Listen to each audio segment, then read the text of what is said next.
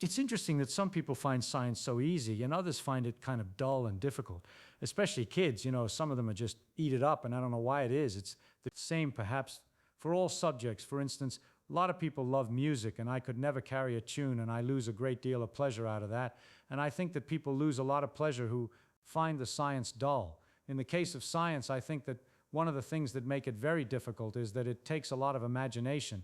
It's very hard to imagine all the crazy things that things really are, like nothing's really as it seems. We used to get, hot and cold and all that. Hot and cold is the speeds that the atoms are jiggling. If they jiggle more, it corresponds to hotter, and colder is jiggling less. So if you have a bunch of atom, like a cup of coffee or something, sitting on a table, and the atoms are jiggling a great deal, and they bounce against the cup, and the cup then gets shaking, and the atoms in the cup shake and they bounce against each other, and the heat heats the cup and heats everything else, and then hot things spread that heat to other by mere contact, because the atoms that are jiggling a lot in the hot thing shake the ones that are jiggling only a little bit in the cold thing, so that the hot heat, we say, goes into the cold thing.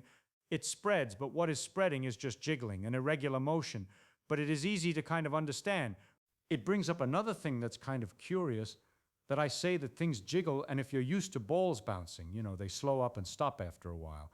But we have to imagine with the atoms a perfect elasticity. They never lose any energy. Every time they bounce, they keep on bouncing all the time. They don't lose anything. They're perpetually moving. And that the things that happen when we say something loses energy, if a ball comes down and bounces, it shakes irregularly. Some of the atoms in the floor, and when it comes up again, it leaves some of the atoms moving. They're jiggling. So as it bounces, it is passing its extra energies, its extra motions, to little patches on the floor. Each time it rebounces, and it loses a little heat each time until it settles down. We say as the falling motion stops, but what's left is the floor is shaking more than it was before, and the atoms in the ball are shaking more than they were before, that the organized motion of all these atoms moving the same way, falling down on the quiet floor, is now transformed into a ball sitting on the ground. But all the motion is still there in the form of energy of motion, in the form of the jiggling of the floor, which is a little bit warmer. Unbelievable. But anybody who's hammered a great deal on something knows that it's true, that if you pound something and hit it a lot, you can feel the temperature difference. It heats up. It heats up simply because you're jiggling it. This picture of atoms is a beautiful one that you can keep looking at all kinds of things this way. You see a little drop of water, a tiny drop, and the atoms attract each other. They like to be next to each other. They want as many partners as they can get. Now, the guys at the surface have only partners on one side here in the air on the other side, so they're trying to get in, and you can imagine this team of people, this team in people, all moving very fast, all try to get to have as many partners as possible. And the guys on the edge are very unhappy and nervous, and they keep pounding in, trying to get in, and that makes a tight ball instead of a flat, and that's what you know surface tension when you realize, when you see how sometimes a water drop sits like this on a part table, then you start to imagine why it's like that, because everybody is trying to get into the water, and at the same time, while all this is happening, other atoms leaving the surface and the water drop is slowly disappearing. I find myself trying to imagine all kinds of things all the time, and I get a kick out of it. Like a runner gets a kick out of sweating. I get a kick of thinking about these things.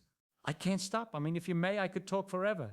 If you could cool off the water so that the jiggling is less and less, it jiggles slower and slower, then the atoms get stuck in a place. They like to be with their friend. There's force of attraction, and they get packed together. They're not rolling over each other. They're in a nice pattern, like oranges in a crate, in a nice organized pattern, all just jiggling in place, but not having enough motion to get loose of their own place and to break the structure down. And that what I'm describing is a solid. It's ice. It has a structure. If you held the atom in one end in a certain position, all the rest are lining up in a position sticking out, and it's solid at the end. Whereas if you heat that harder, then they begin to get loose and roll all over each other, and that's the liquid. And if you heat that still harder, then they bounce still harder, and they simply bounce apart from each other, and they're just individuals. I said atoms.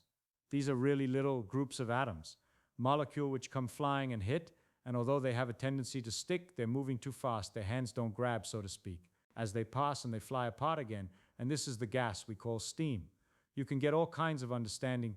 When I was a kid with this air, I was always interested in I've noticed that when I pumped up my tires on the bicycle, you can learn a lot by having a bicycle. I'd pump up the tires that the pump would get hot, and that also understand we see as the pump handle comes down and the atoms are coming up against it and bouncing off, and it's moving in the ones that are coming off have a bigger speed than the ones that are coming in, so that as it comes down and each time they collide, speeds them up, and so they're hotter when you compress the gas.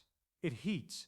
And when you pull the piston back out, then the atoms which are coming faster than the piston feel receiving, or sort of a give it gives, and it comes out with less energy. It's like going up against something which is soft and yielding. It go boom, boom, and it loses. So as you pull the piston out and the atoms are hit, they lose their speed and they cool off, and gases are cool when they expand. And the fun of it is that all these things which you see or you notice in the world about it, the pump heats the gas and the gas cools when it expands, or the steam evaporates until you cover the cover. And all these things you can understand from these simple pictures, and that's kind of a lot of fun to think about. I don't want to take this stuff seriously. I think we should just have fun imagining it, not worry about there's no teacher going to ask you questions at the end. Otherwise, it's a horrible subject.